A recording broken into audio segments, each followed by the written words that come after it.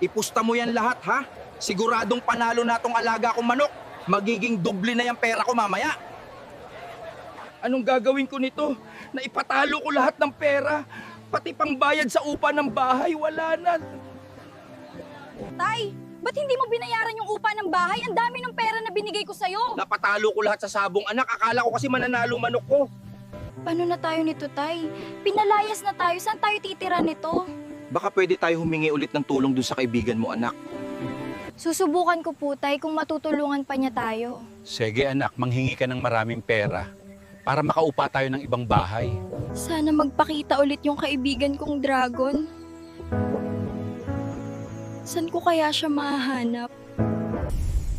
Ano na naman kaya ang problema nitong kaibigan ko? Mukhang malungkot na naman. Kailangan ko na atang bumaba ulit para matulungan tong kaibigan ko. Kumusta ka, munting kaibigan?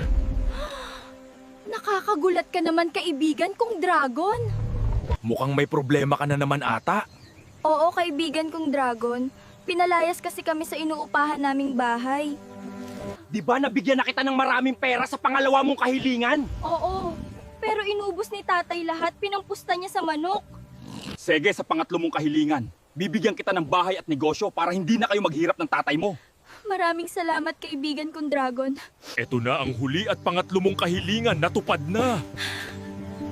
Salamat ng marami, kaibigan kong dragon. Kaninong tindahan at bahay ito, anak? Sa atin na po ito, tatay. Bigay po ng kaibigan ko. Grabe at ganda ng bahay at may tindahan pa. May matutulugan na po tayo, tatay, at may pagkakakitaan na.